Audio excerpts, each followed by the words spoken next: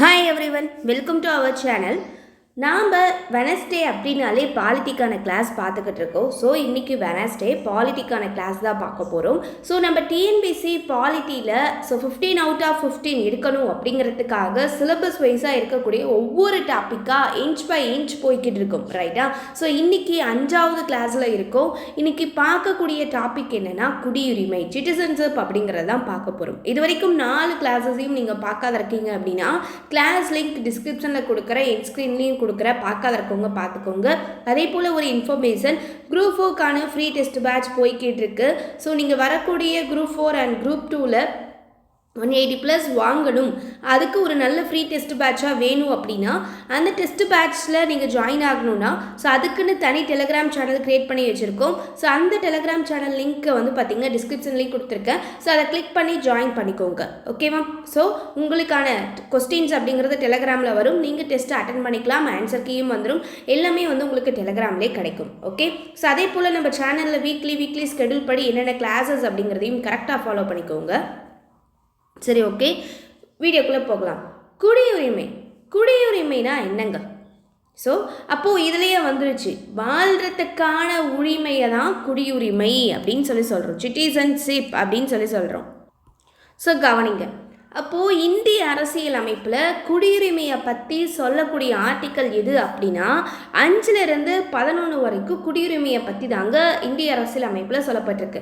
So அப்போ இந்திய அரசியல் அமைப்பில் ஒவ்வொரு இதுக்கும் ஒவ்வொரு ஆர்டிக்கல்ஸ் இருக்கும். இப்போ அடிப்படை உரிமைகள்னால் அதுக்கு ஆர்டிக்கல்ஸ், அதுக்கான பகுதி, அதே மாதிரி அடிப்படை கடமைகள்னால் அதுக்கான ஆர்டிக்கல்ஸ், அதுக்கான பகுதி அப்படின்னு இருக்குது. அதே மாதிரி ஒவ்வொரு இதுக்குமே நம்ம அரசியலமைப்பு சட்டத்தில் சொல்லப்பட்டிருக்கும். அப்படி குடியுரிமைக்கு சொல்லப்பட்ட ஆர்டிக்கல்ஸ்னால் 5லிருந்து 11 வரைக்கும் குடியுரிமையை பற்றி தெளிவாக சொல்லியிருப்பாங்க. அப்போது ஓகே, அப்போது இந்த குடியுரிமையை பற்றி சொல்லக்கூடிய பகுதி எதுன்னு கேட்டால் 2, ஓகேவா? இந்த பகுதி 2ல் தான் ஆர்டிக்கல் 5லிருந்து 11 அப்படிங்கிறது இடம்பெற்றிருக்கும், ஓகேவா?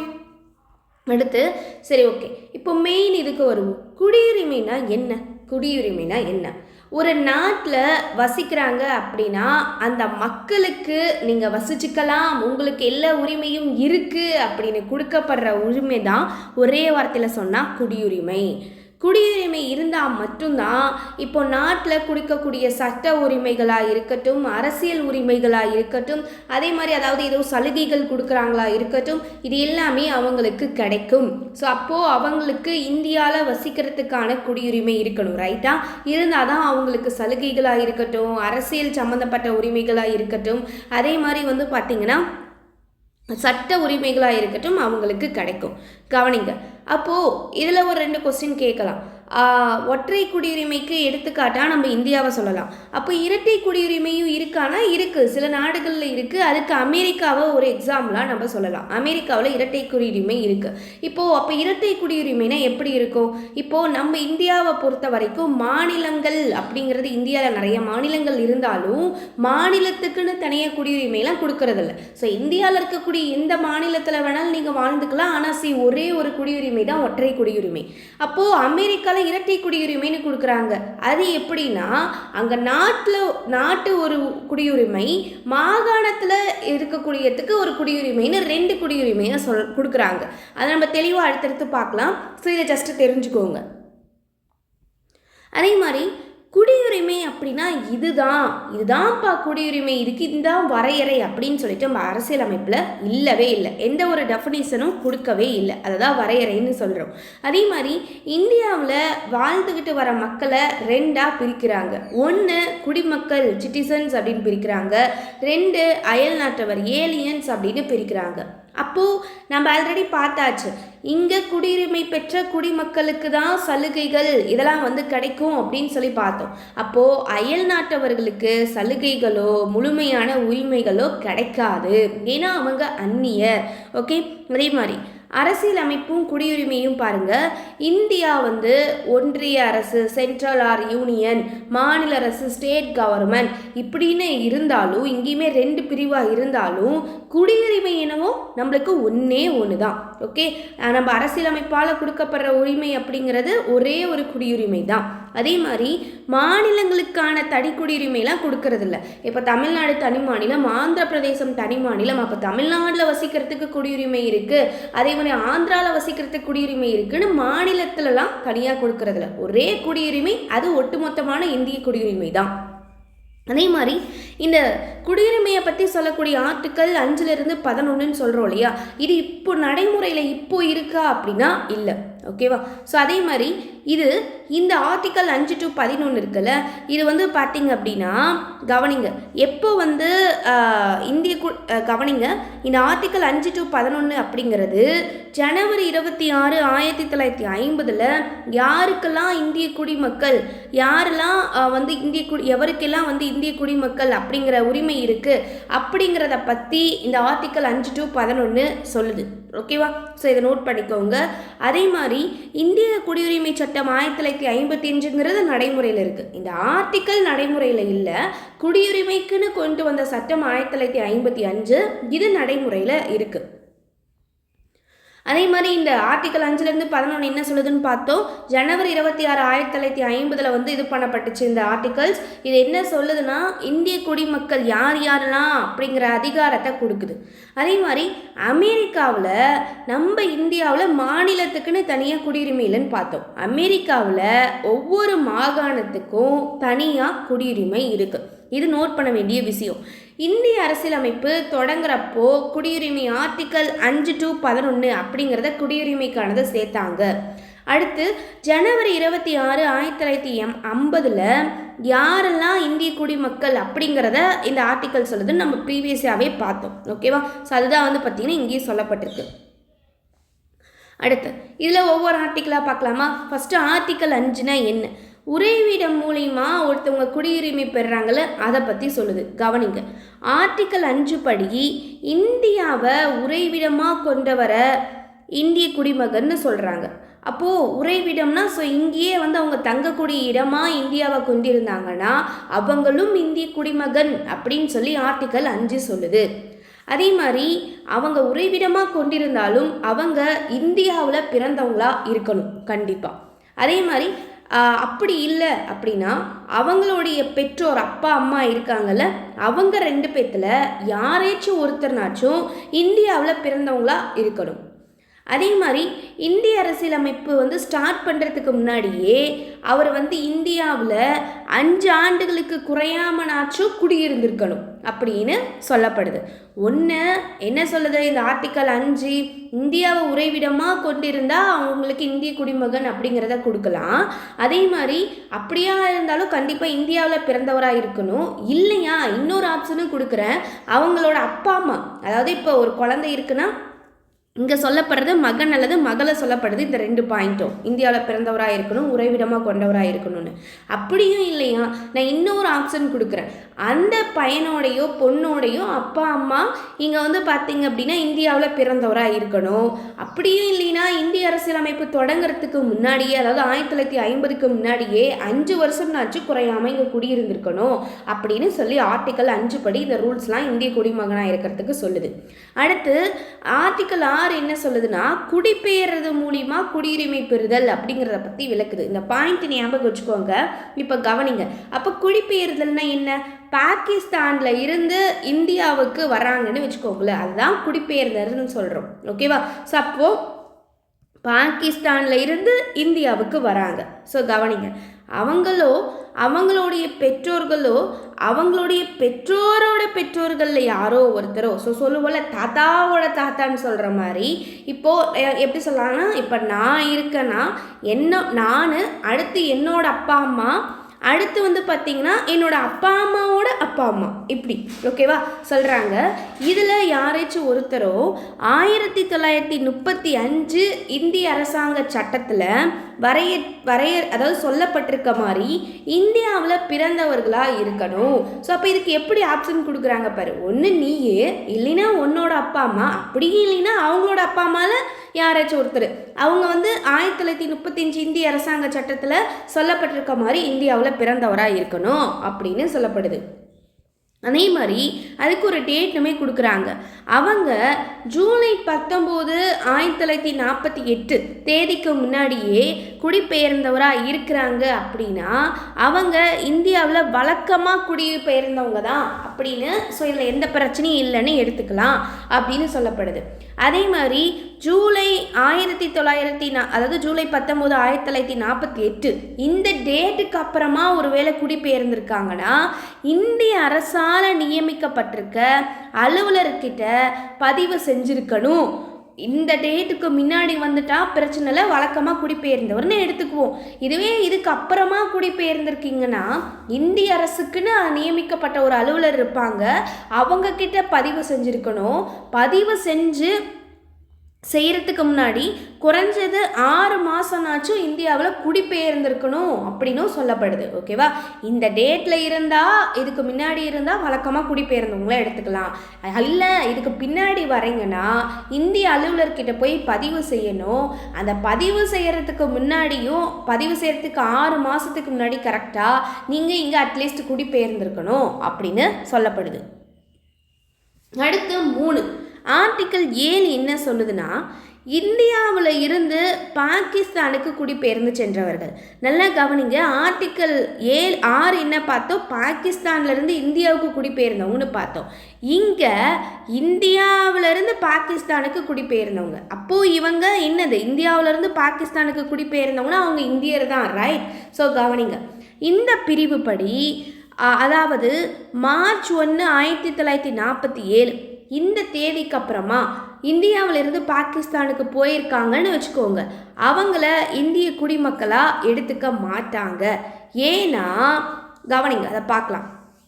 அந்த மாதிரி பாகிஸ்தான் சென்றவங்க நிலையாக திரும்பி வரத்துக்கு கொடுக்கப்பட்டிருக்க அனுமதி சீட்டு படி இந்தியாவுக்கு திரும்பி வந்துட்டாங்கன்னா அவங்கள ஜூலை 19 1948 தேதிக்கு அப்புறமா பாகிஸ்தானில் இருந்து இந்தியாவுக்கு வந்தவங்களா கருதப்படுவாங்க. அந்த டேட்டுக்குள்ளே வந்துடணும். இல்லைன்னா அவங்கள இந்திய குடிமக்கனாக எடுத்துக்க மாட்டாங்க அப்படின்னு சொல்லப்படுது. அடுத்து ஆர்டிக்கல் 8 என்ன சொல்லுது? பதிவு செய்து கொள்ளல் மூலம் குடியுரிமை பெறுறது. பதிவு செய்கிறது மூலிமா குடியுரிமை பெற்றிருக்கலாமா அப்படின்னா பெறலாம். என்னன்னு பார்க்கலாம். ஸோ இந்தியாவில் பிறந்து வெளிநாட்டில் வாழ்கிறவங்களுக்கு அவங்களோ அல்லது பெற்றோரில் யாரோ ஒருத்தரோ, பெற்றோரோட பெற்றோரில் ஒருவரோ, தாத்தாவோட தாத்தான்னு சொல்கிற மாதிரி பெற்றோரோ இல்லை பெற்றோரோட பெற்றோரோ, ஓகேவா? ஸோ அதில் ஒருத்தர் 1935 இந்திய அரசு சட்டப்படி இந்தியாவில் பிறந்து வெளிநாட்டில் போய் வாழ்கிறவங்களா இருந்தால் அவங்கள இந்திய குடிமகனாக கருதுவாங்களாம். புரிஞ்சுதா? அவங்க குடியிருந்துட்டு வரக்கூடிய வெளிநாட்டில் இருக்கக்கூடிய இந்திய தூதுவர் மூலிமா பதிவு செஞ்சு கொள்ளணும். அப்படி இந்திய குடிமகன் ஆகிறதுக்கு அங்கே வெளிநாட்டில்னு இந்திய தூதுவர்னு ஒருத்தவங்க இருப்பாங்க, அவங்க கிட்ட பதிவு செஞ்சுக்கணும் அப்படின்னு சொல்லப்படுது. ஸோ அப்போது ஆர்டிக்கல் 8 என்ன சொல்லுது? பதிவு செய்கிறது மூலிமா குடியுரிமை பெறலாம். அதை எப்படின்னு சொல்லப்படுது. இந்தியாவில் பிறந்து அதாவது வெளிநாட்டில் வாழ்கிறவங்களுக்கு பதிவு செய்கிறது மூலிமா குடியுரிமை பெறலாம் எப்படிங்கிறத இது சொல்லுது. அடுத்து ஆர்டிக்கல் 9 என்ன சொல்லுதுன்னா, குடியுரிமையை இழத்தல் பற்றி சொல்லுது.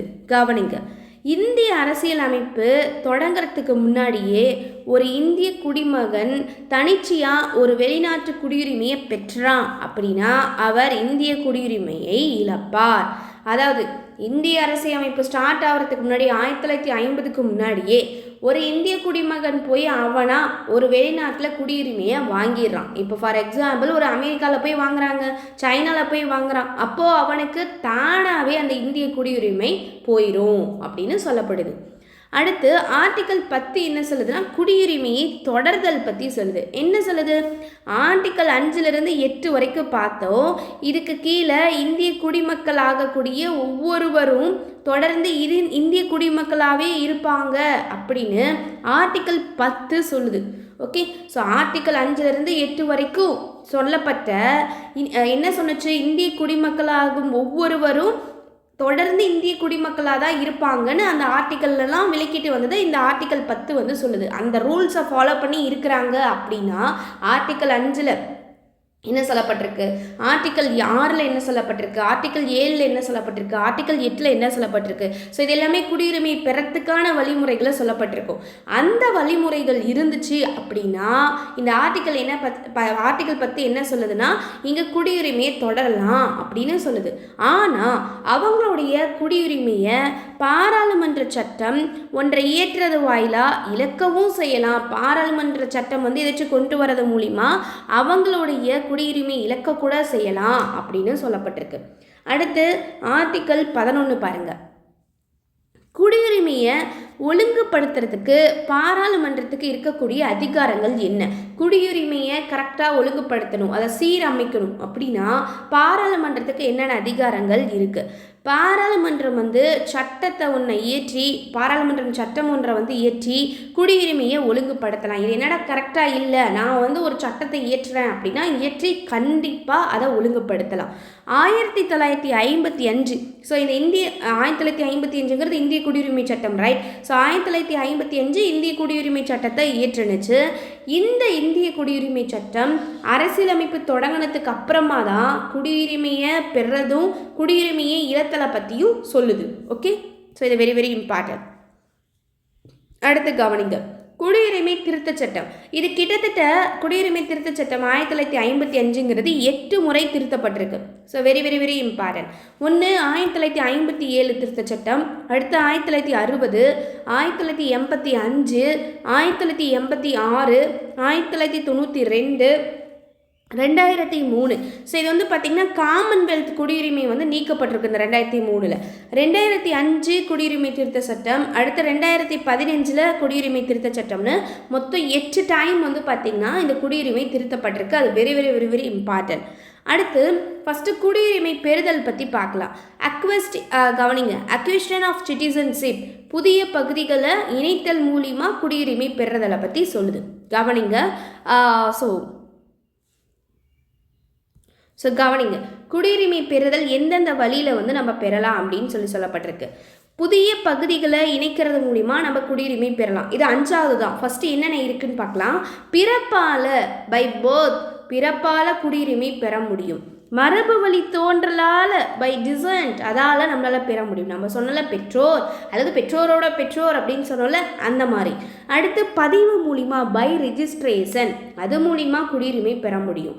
வெளிநாட்டவர் தன்னை குடிமகனாக்க கோரல், ஸோ இது மூலிமாவும் பெற முடியும். 5 புதிய பகுதிகளை இணைக்கிறது மூலிமா இந்தியாவோட ஒரு பகுதி அல்லது மாநிலம் அல்லது யூனியன் பிரதேசம் அல்லது ஒரு பகுதி இப்படி இணைக்கப்படுது அப்படின்னா அது மூலிமா அவர்கள் இந்தியர்களாக கருதப்படுவார்கள். ஓகே, இதில் ஃபஸ்ட்டு பிறப்போட அடிப்படையில் குடியுரிமை பை பர்த் அப்படின்னு பார்த்தோம்னா அதை பற்றி பார்க்கலாம். ஸோ அதுக்கு என்னென்ன ரூல்ஸ் இருக்குது? ஜனவரி 26, 1950 இருந்து ஜூலை 1, 1987 வரைக்கும் இந்தியாவில் பிறந்திருக்கக்கூடிய குழந்தைகள் அவங்களுடைய பெற்றோர் எந்த நாட்டை சார்ந்தவங்களாக இருந்தாலும் இந்திய குடியுரிமை அப்படின்னு சொல்லி அவங்களுக்கு கொடுக்கப்பட்டுச்சு. ஓகேவா?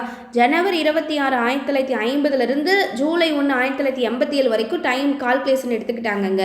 ஸோ அது வரைக்கும் இந்தியாவில் பிறந்திருக்க குழந்தைகள் இருக்காங்கன்னா அவங்களுடைய பெற்றோர் எந்த நாட்டில் இருந்தாலும், அதாவது எந்த நாட்டை சார்ந்தவங்களா இருந்தாலும், ஆனால் அந்த குழந்தை இந்தியாவில் பிறந்திருக்கு அப்படின்னா இந்த டேட்டை கால்குலேஷன் வச்சு இந்திய குடியுரிமை கொடுத்தாங்க.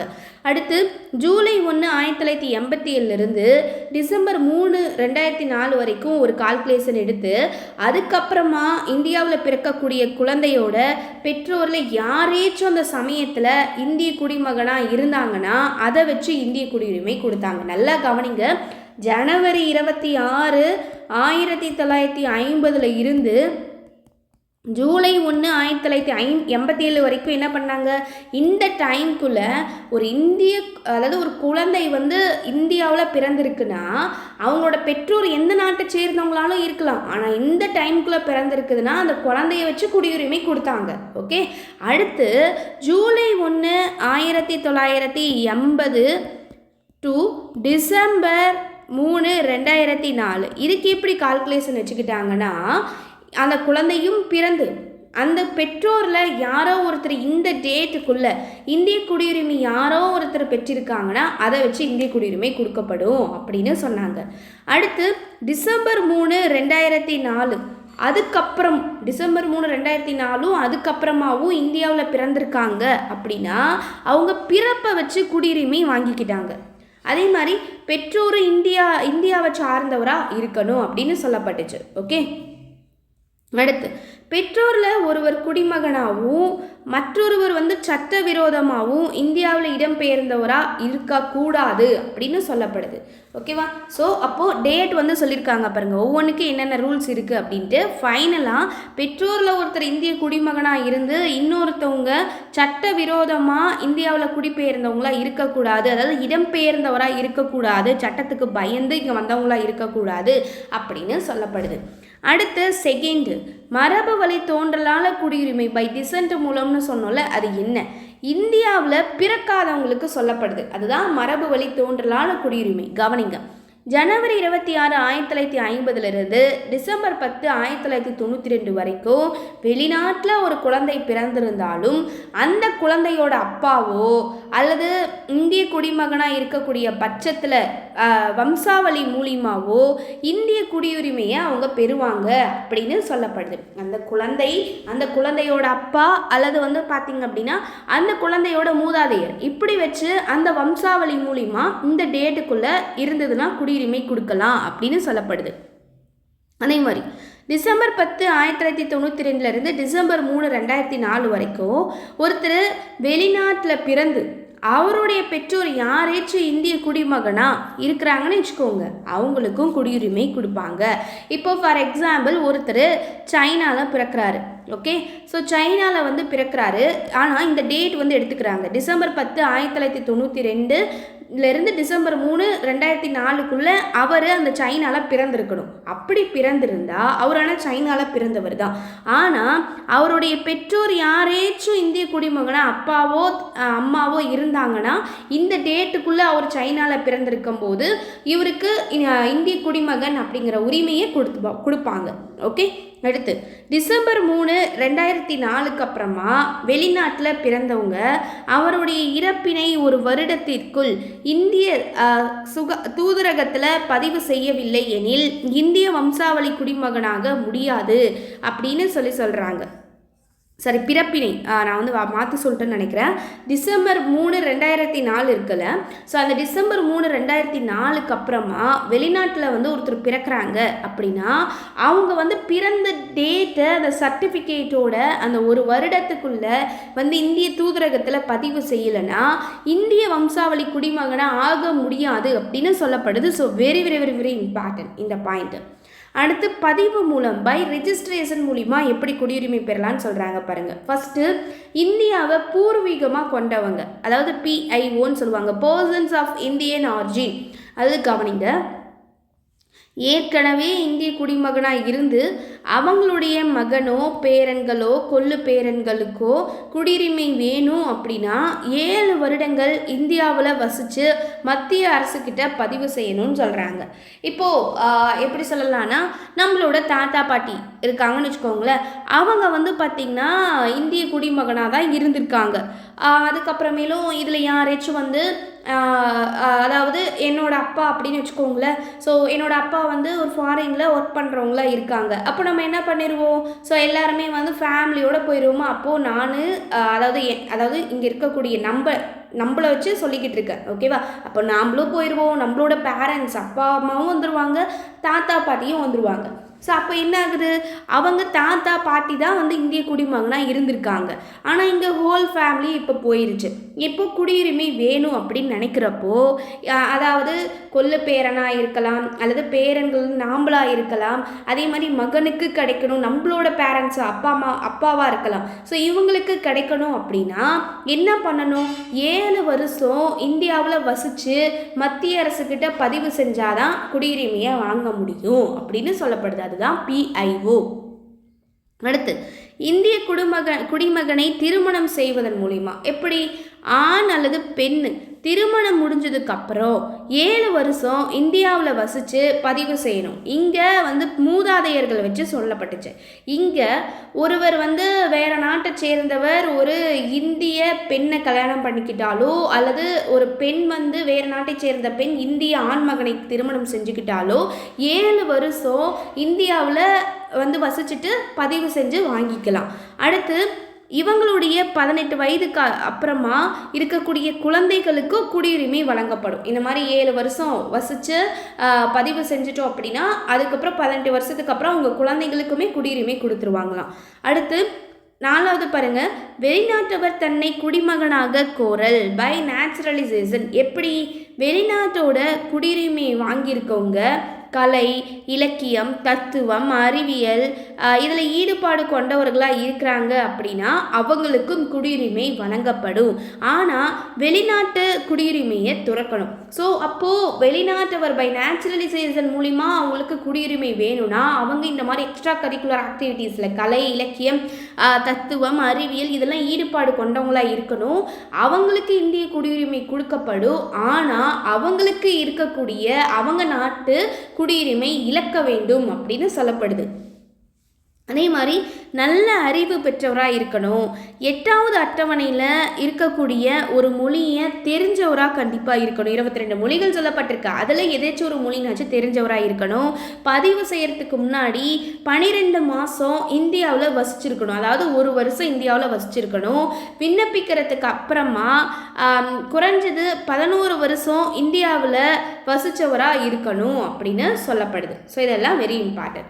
அடுத்து 5, புதிய பகுதிகளை இணைக்கப்படுறது மூலிமா குடியுரிமை பெறுதல் பை அக்விசிஷன் ஆஃப் டெரிட்டோரிஸ். என்னென்னு கவனிங்கள, 1961 12வது சட்ட திருத்தத்து மூலிமா கோவா வந்து இந்தியாவோட இணைக்கப்பட்டுச்சு. அடுத்து 1962 14வது சட்ட திருத்தத்து மூலிமா பாண்டிச்சேரி இந்தியாவோட இணைக்கப்பட்டுச்சு. இந்த மாதிரி இந்தியாவில் இணைஞ்சிருக்க பகுதி மக்களுக்கும் இந்திய குடிமக்களாக வந்து குடியுரிமை கொடுத்துருவாங்க. ஓகேவா? ஸோ அப்போ பகுதி இணைப்பு மூலியமாகவும் குடியுரிமை கிடைக்கும். ஸோ இது வெரி வெரி இம்பார்ட்டன்ட். அப்படி 12வது சட்ட திருத்தத்து மூலிமா 1961 இணைக்கப்பட்ட மாநிலம் கோவா. அடுத்து பாண்டிச்சேரி 1962 14வது சட்ட திருத்தத்து மூலிமா. ஸோ இது வெரி வெரி வெரி இம்பார்ட்டன்ட். அடுத்து 2வது, இப்போ குடியுரிமை பெறுதலை 5 வழிகளில் பார்த்தோம். குடியுரிமை இதில் ஒரு கொஸ்டின் கேட்பாங்க, குடியுரிமை பெறத்துக்கான வழிமுறைகள் எத்தனைனா 5, குடியுரிமை இழக்கிறதுக்கான வழிமுறைகள் எத்தனைனா 3. இப்போ இந்த குடியுரிமை இழத்தல் லாஸ் ஆஃப் சிட்டிசன்ஷிப்பை பற்றி தான் பார்க்க போகிறோம். ஒன்று துரத்தல், அதாவது ரெனிவன்சியேஷன் சொல்லலாம், தானாக முடிவுக்கு வருதல் டெர்மினேஷன், பறித்தல் டிப்ரிவியேஷன். ஸோ இது மூலிமா இந்த 3 வழிகள் மூலிமா இழக்கலாம். வாங்க ஒவ்வொன்றா டீட்டெயில்டாக பார்க்கலாம். துரத்தல் அப்படின்னா என்ன? ஒருவர் அவரே முன் வந்து குடியுரிமையை துறக்கிறது, எனக்கு வேண்டாம் அப்படின்னு அவரே முன்னாடி வந்து சொல்கிறது. அதே மாதிரி ஒருத்தர் வந்து இது மூலிமா வந்து இழக்கலாம். 2, ஒருவர் வந்து வெளிநாட்டோட குடியுரிமையை வாங்குறாரு அப்படின்னா அந்த இந்திய குடியுரிமை அவரால் கைவிடப்படும், தானாகவே இழக்கப்படுவார். இப்போ போய் அவரே வந்து அமெரிக்காவில் போய் நான் போகிறேன், அமெரிக்காவில் போய் நான் வசிக்க போகிறேன் அப்படின்ட்டு அவருக்கு ஏதோ ஒரு ஜாப் கிடச்சிது, நாங்கள் போய் இருக்கேன் அப்படின்னு சொல்லிட்டு போகிறப்போ அங்கே அமெரிக்காவில் குடியுரிமை வாங்குறாருன்னா அங்கே குடியுரிமை கிடைக்கும், இங்கே குடியுரிமை தானாக போயிடும். ஓகே. அடுத்து போர்க்காலங்களில் குடியுரிமையை ரத்து செய்ய மாட்டாங்க. போர்க்காலங்கள்லாம் பார்த்திங்கன்னா இந்த குடியுரிமை கண்டிப்பாக ரத்து செய்ய மாட்டாங்க, ஏதாச்சும் ஒரு காரணம் சொல்லி. அதே மாதிரி இவங்களுடைய குழந்தைகள் 18 வயதுக்கு கம்மியாக இருக்காங்கன்னா ரத்து செய்யப்படும் அப்படின்னு சொல்கிறாங்க குடியுரிமையை. 18 வயசு நிரம்பினதுக்கு அப்புறமா இவங்க முடிவெடுக்கலாம். அதே மாதிரி பதிவு மூலிமா குடியுரிமை பெறலாம் அப்படின்னு சொல்லப்படுது. அடுத்து 2, தானா முடிவுக்கு வருதல் அல்லது இழக்கப்படுதல் அப்படின்னு சொல்லலாம். கவனிங்க, டெர்மினேஷன். ஒரு இந்திய குடிமகன் வந்து அவரே முன் வந்து வெளிநாட்டில் குடியுரிமை வந்து பெறார் அப்படின்னா அவரோட குடியுரிமை தானாக முடிக்கப்படும். அடுத்து பறித்தல். எப்படி? சட்டவிரோதமாக வர்த்தகத்தில் போய் ஈடுபடுறது எதிரி நாட்டோட. இப்போ நம்ம நாட்டுக்கு ஆகாத ஒரு நாடு இருக்குன்னா அந்த நாட்டோட போய் வர்த்தகத்தில் ஈடுபடுறது. அதேமாதிரி சட்டவிரோதமாக இந்திய குடியுரிமையை வாங்கியிருந்தா, ஏதாச்சும் தப்பு செஞ்சுட்டு குற்றத்தை மறைச்சி இந்திய குடியுரிமையை வாங்கியிருந்தாலோ, அல்லது அரசியலமைப்புக்கு விசுவாசமாகவே இல்லை அதை பின்பற்றி நடக்கலைனாலோ குடியுரிமை வாங்கினதுக்கு அப்புறமா 5 வருஷங்கள் ஒருவேளை சிறை தண்டனை வந்து வாங்கியிருந்தாலோ குடியுரிமை பறிக்கப்படும். குடியுரிமையை வாங்கிட்டும் 5 வருஷம் ஏதாச்சும் தப்பு செஞ்சு சிறையில் தண்டனை கிடச்சிருந்ததுன்னா அதனாலேயும் குடியுரிமை போயிடும். அதே மாதிரி 7 வருஷத்துக்கு மேலே இந்தியாவுக்கு வராமல் வெளிநாட்டிலே தங்கியிருந்தாலும் குடியுரிமை போயிடும். நான் இங்கே இந்தியாவில் தான் இருக்கேன், நான் தான் 7 வருஷம் இருக்கேன், எனக்கு ஒன்றும் ஆகாது, அதெல்லாம் நான் இந்தியாவில் போய் ஜாலியாக இருந்துக்குவேன் அப்படின்னு நினச்சா 7 வருஷம் போயிடுச்சுன்னா தானாக இங்கே குடியுரிமை பறிக்கப்பட்டுரும். ஓகே, ஸோ இதுதான் பறித்தல். அடுத்து குடியுரிமை திருத்தம் பார்க்கலாம். 2015 வெளிநாடு வாழ் இந்தியர்கள், அதாவது வெளிநாடுகளில் முதலீடு, பேங்க் டிபாசிட், டெக்னாலஜி டிரான்ஸ்போர் அப்படின்னு சொல்கிறாங்க. இதால் வெளிநாட்டில் வசிச்சுட்டு வரக்கூடிய இந்திய வம்சாவளியினரை பற்றி ஆய்வு செய்கிறதுக்கு உயர்மட்ட குழு, அதாவது ஹை லெவல் கமிட்டி அப்படிங்கிறது அமைக்கப்பட்டுச்சு. ஃபஸ்ட்டு தலைமை LMV சிங்வி அவரோட தலைமையில் செப்டம்பர் 2000 மத்திய அரசாங்கத்தால் இது வந்து பார்த்திங்கன்னா நியமிக்கப்பட்டுச்சுங்க. So very very very important. இந்த குழு என்ன சொன்னுச்சுன்னா, ஸோ இப்படிலாம் வெளிநாட்டில் போய் இந்தியர்கள் இருக்காங்க, இந்த மாதிரிலாம் நடக்குது இல்லையா, ஸோ முதலீடுலாம் பண்ணுறீங்க, பேங்க் டெபாசிட் இதெல்லாம் இருக்குது, கம்பெனி இரட்டை குடியுரிமையை கொடுத்துருங்களேன் அப்படின்னு இந்த LM சிங்வி குழு சொன்னுச்சு. அடுத்து இரட்டை குடியுரிமை. இரட்டை குடியுரிமைனா 2 நாட்டு குடியுரிமை அப்படிங்கிறது. ஓகேவா? ஸோ இந்தியாவை பூர்வீகமாக கொண்டவங்க வெளிநாட்டில் இருக்கிற 2 நாட்டுக்கும் குடியுரிமை பரிந்துரைச்சுது. ஸோ அதாவது வந்து பார்த்திங்கன்னா இந்தியாவை பூர்வீகமாக கொண்டவங்களாக இருக்கும்போது அந்த நாட்டு குடியுரிமையும் இருந்துக்கிட்டும் இந்த நாட்டு குடியுரிமையும் இருந்துக்கிட்டும், அதுதான் இரட்டை குடியுரிமை அப்படிங்கிறத இது சொன்னிச்சு. அதே மாதிரி PIO கார்டு, அதாவது persons of Indian origin card, அங்கே பார்த்தோம்ல PIOனா என்னன்னு பார்த்தோம். இந்த குழு 2002 அறிக்கையை வந்து சமர்ப்பிக்குது. LM சிங்வி குழு ஜனவரி 9, 2003 இரட்டை குடியுரிமையை வழங்கினுச்சு. OCI overseas citizens of India அப்படின்னு சொல்லுவாங்க. இரு நாட்டிலையும் குடியுரிமை, இந்தியாவோட 16 நாட்டுகளுக்கு இரட்டை குடியுரிமை வந்து வழங்கப்பட்டுச்சு. பாகிஸ்தான், பங்களாதேஷை தவிர. ஸோ நீங்கள் அந்த நாட்டில் இருந்தீங்க அப்படின்னா இந்திய குடியுரிமை இங்கே இருக்கும். ஸோ அப்போ இரட்டை குடியுரிமையுமே இருக்கும். ஒரு 16 நாட்டுக்கு கொடுத்தாங்க இந்த OCI மூலிமா. அதில் பங்களாதேஷும் பாகிஸ்தானை தவிர, ஏன்னா அது எதிரி நாடுகள் அப்படிங்கிறதுனால. ஓகேவா? ஸோ இப்போ 16 நாட்டில் இருக்கீங்கன்னா இங்கே இந்திய குடியுரிமையும் இருக்கும், அங்கேயும் குடியுரிமை இருக்கும் அப்படிங்கிறத கொடுத்துச்சு. அடுத்து குடியுரிமை திருத்தம் 2005 திரும்ப overseas citizens of India OCI மூலிமா அனைத்து நாடுகளை சேர்ந்த இந்தியாவை பூர்வீகமாக கொண்டவங்களுக்கு இரட்டை குடியுரிமை கொடுக்கப்பட்டுச்சு. இங்கேயும் பாகிஸ்தான், பங்களாதேஷை தவிர. திரும்ப குடியுரிமை 2015 திருத்தும் போது ஸோ என்ன பண்ணாங்கன்னு பாருங்கள். ஸோ இங்கே என்ன பண்ணுறாங்கன்னா 2015 இது 2ஐயும் இணைச்சிருச்சு. ஓகேவா? PIOவையும் OCIயையும் இணைச்சு OCI கார்டு ஹோல்டர் அப்படின்னு சொல்லி கொடுத்துட்டாங்க. அதாவது இந்திய பற்று அட்டை கொண்ட அயலக குடிமகன், overseas citizen of Indian card holder கூடுதல் சலுகைகள் வந்து கிடைச்சிது. ஸோ இதை வந்து 2ஐயும் இணைச்சு OCI கார்டு ஹோல்டர் அப்படின்னு கொடுத்துட்டாங்க. அப்போ என்ன ஆகுனா கூடுதல் சலுகைகள் இங்கே கிடைக்குது.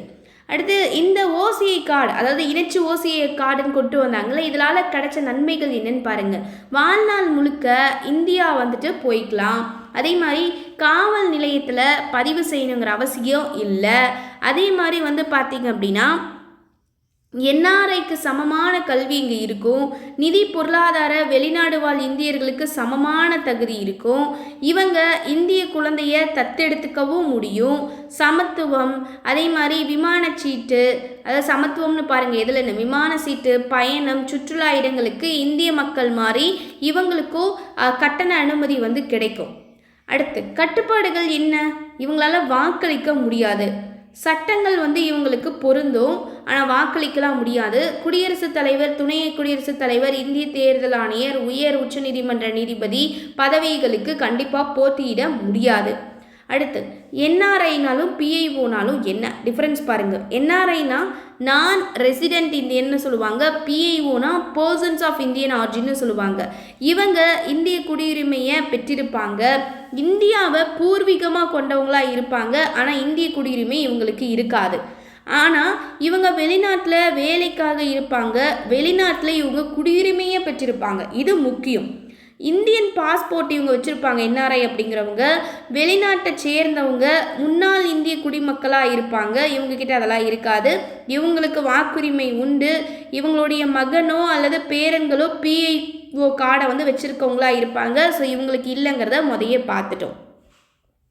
பிஐஓ கார்டு பாருங்களேன், இந்தியா வந்தால் காவல் நிலையத்தை போய் அணுகணும். இதுவே ஓசிஐ கார்டு ஹோல்டராக இருக்காங்க, 12 சிட்டிசன்ஷிப் பார்த்தோமா, இரட்டை குடியுரிமை. ஸோ இவங்க இந்தியா வந்தால் காவல் நிலையத்தை அணுக தேவையில்லை.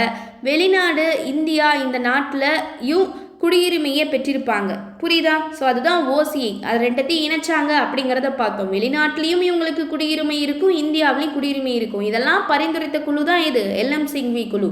அதே மாதிரி இந்திய குடியுரிமை சட்டம் 2015 கீழே பதிவு செஞ்சுருப்பாங்க இவங்க. அதே மாதிரி இவங்க இந்திய குடியுரிமை வந்து வாங்கணும் அப்படின்னா குறைஞ்சது 1 வருஷம்னாச்சும் இந்தியாவில் வசிச்சிருக்கணும் அப்படின்னு சொல்லப்படுது. ஸோ இந்த பரிந்துரையெல்லாம் கொடுத்தது எல்எம்சிங்வி குழு. ஸோ அதில் இணைச்சு இந்த இதெல்லாம் வந்து கொண்டு வந்தாங்க. ஓகேவா? ஓகே கைஸ், குடியுரிமை பற்றி டீட்டெயில்டாக பார்த்தாச்சு. கண்டிப்பாக உங்களுக்கு இந்த கிளாஸ் யூஸ்ஃபுல்லாக இருந்திருக்கும். இந்த வீடியோ பிடிச்சிருந்தா லைக் பண்ணுங்கள். நெக்ஸ்ட் வெனஸ்டே நெக்ஸ்ட் பாலிட்டி கிளாஸ்க்கு ரெடியாக இருங்க. அதே போல் நம்மளுக்கு ஃப்ரைடே தமிழுக்கான கிளாஸ் இருக்குது, சண்டே மேக்ஸ்க்கான கிளாஸ் இருக்குது, மண்டே அப்படின்னா ஒவ்வொரு மண்டேயுமே ஈவினிங் 4 o'clock ஃப்ரீ டெஸ்ட் பேட்ச்க்கான எக்ஸ்ப்ளனேஷன் வீடியோ இருக்கும். ஸோ அடுத்தடுத்து இன்னும் நிறைய சேஞ்சஸ், நிறைய கிளாஸஸ், நிறைய யூஸ்ஃபுல்லான வீடியோஸ் எல்லாமே வரப்போகுது. ஸோ நம்ம சேனலை அதுக்கு நீங்கள் சப்ஸ்கிரைப் பண்ணி வச்சுக்கோங்க. அப்போ தான் நம்ம போடுற useful videos and important notification உங்களுக்கு உடனுக்குடன் வரும். இந்த வீடியோ பிடிச்சிருந்தா லைக் பண்ணுங்கள், உங்கள் ஃப்ரெண்ட்ஸ்க்கும் ஷேர் பண்ணுங்கள். நம்ம ஃப்ரீ டெஸ்ட் பேட்ச்க்கான டெலிகிராம் சேனலில் ஜாயின் ஆகாத இருக்கீங்க அப்படின்னாலும் ஜாயின் ஆகிக்கோங்க. முக்கியமாக நம்ம ஆப்பை இது வரைக்கும் இன்ஸ்டால் பண்ணிட்டு ரெஜிஸ்டர் பண்ணாத இருக்கீங்க அப்படின்னா இன்ஸ்டால் பண்ணிட்டு ரெஜிஸ்டர் பண்ணிக்கோங்க. உங்களுக்கு ஃப்ரீயாக ஸ்கூல் புக்ஸ் அல்லது பிடிஎஃப் மெட்டீரியல்ஸ் வேணும் அப்படின்னா டவுன்லோட் பண்ணி எடுத்துக்கலாம். தேங்க்யூ.